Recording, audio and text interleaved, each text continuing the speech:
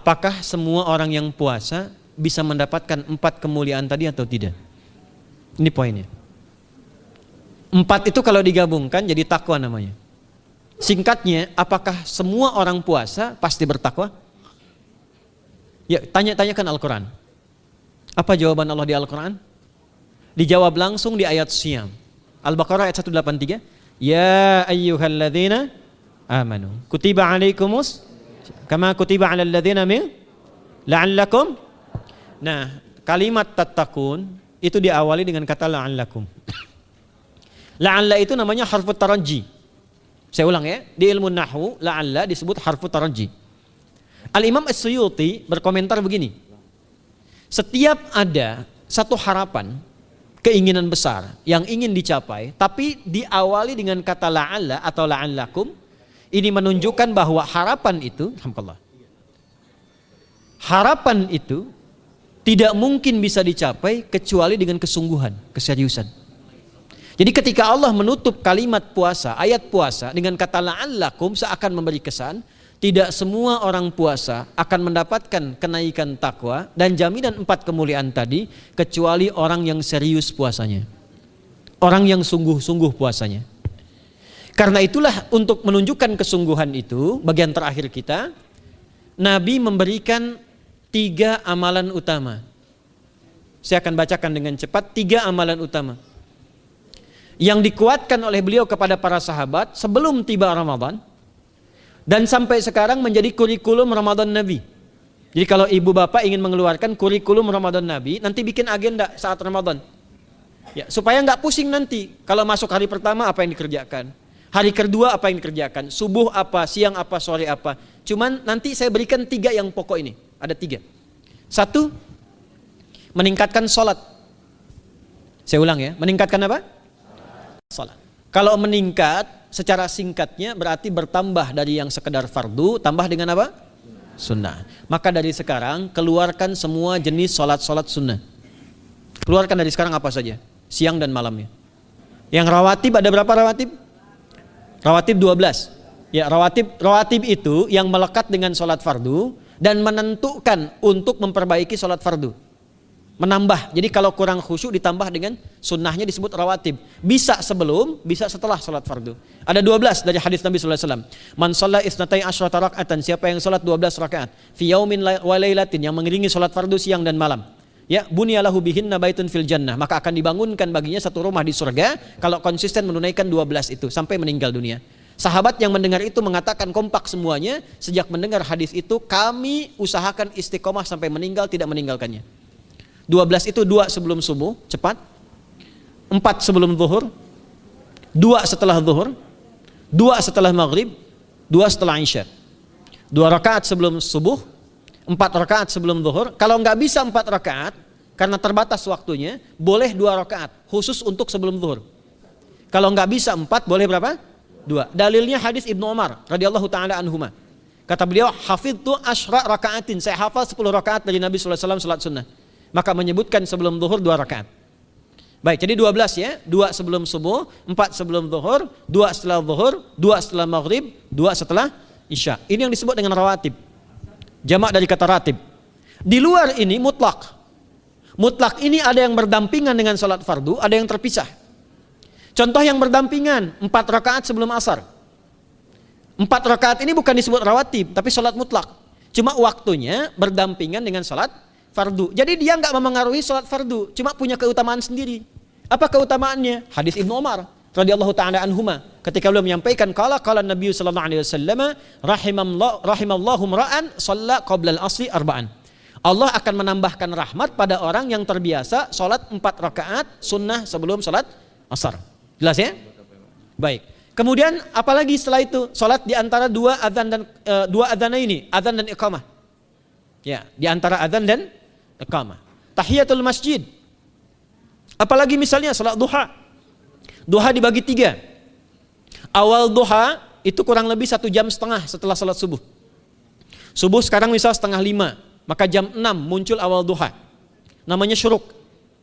Saya ulang, salat apa namanya? Syuruk itu salat awal duha. Jumlah rakaatnya 2 rakaat. Man sallal ghadata fil jama'ati thumma yaqudu yadhkurullah subhanahu wa ta'ala fa yusalli rak'ataini fa kana alaihi ka ajri umratin wa hajjin, ya ka ajri ummatin wa hajjin tamatan. Siapa yang salat subuh 2 rakaat dengan berjamaah, ya, dan umumnya kalau berjamaah bisa ke masjid di masjid. Kalau tak mampu ke masjid, tunaikan di rumahnya. Setelah itu tidak beranjak dulu, dia duduk untuk berzikir kepada Allah. Zikir itu bisa baca Quran. Quran surah 15 ayat 9 itu Quran disebut dengan zikir. Quran surah 54 ayat 17, 22, 32, 40 itu Quran disebut dengan zikir. Bisa baca Quran, bisa berdoa. Doa disebut dengan zikir. Quran surah ke-7 ayat 205. Ya.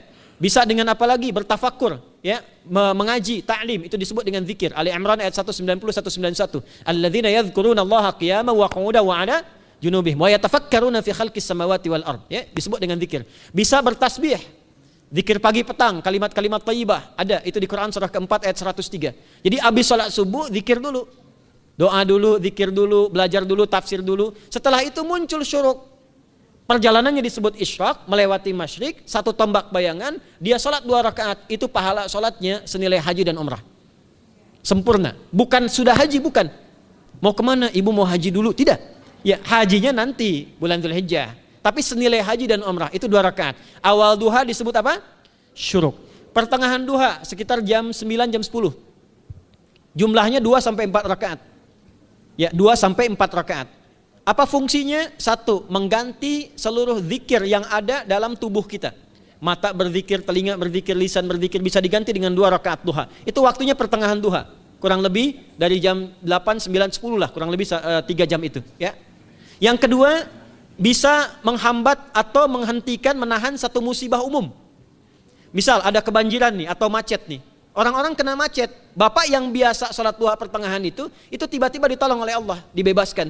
Tiba-tiba ada orang datang, Pak lewat sini di sana macet. Atau dibimbing ada kontraflow. Itu manfaatnya duha tuh. Yang pertengahan. Yang terakhir adalah akhir duha. Sekitar jam 10 sampai jam 11 menjelang ke zuhur. Ya, akhir duha itu jumlahnya dari 2 bisa 4 sampai 8 rakaat. Di antara manfaatnya bisa mempermudah datangnya rezeki dengan izin Allah Subhanahu wa taala ketika ikhtiar. Itu duha. Nanti ke malamnya silahkan tahajud, tingkatkan tarawihnya sampai ditutup dengan witir. Itu salat. 2 yang terakhir saya cepat. 2 yang terakhir adalah banyak berinteraksi dengan Al-Quran. Ada 3 caranya. 1, banyak membaca. Itu namanya qiraah. Silahkan Bapak Ibu siapkan dari sekarang. Targetnya khatam misalnya 1 kali. Berapa juz? 30 juz. Kalau mau gampang bagi 30. Berarti 1 hari berapa?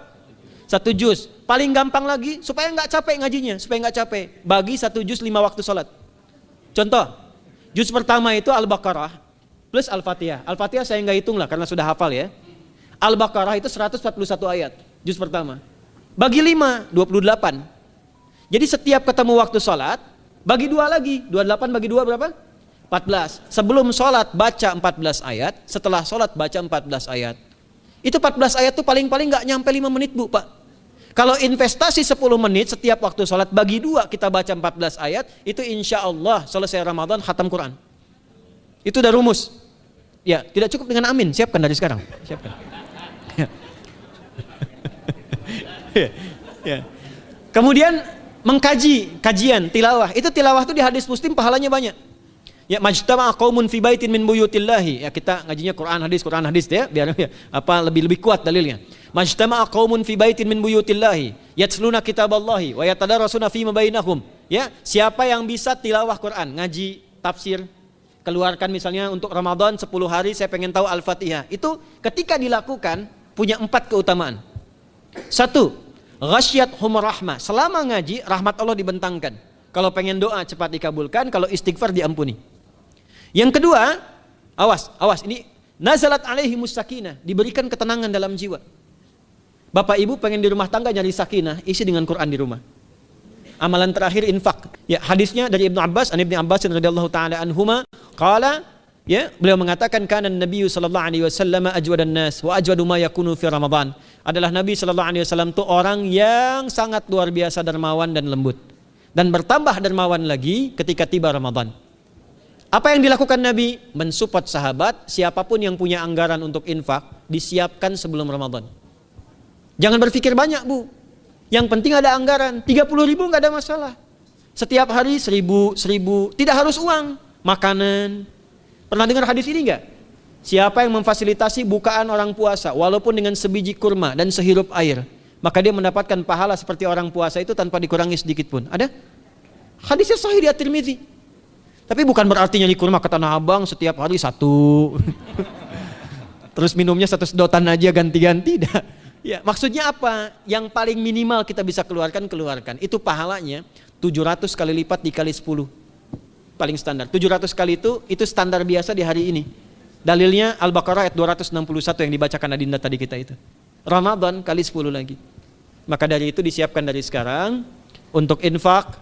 Kalau kami di desa itu, ibu saya selalu kalau Ramadan itu RT-nya setiap rumah. Ini untuk bukaan hari ini rumah A, rumah B, rumah C. Bukaan besok rumah A, rumah B, rumah C. Boleh tuh di PWM Pak dipraktikkan.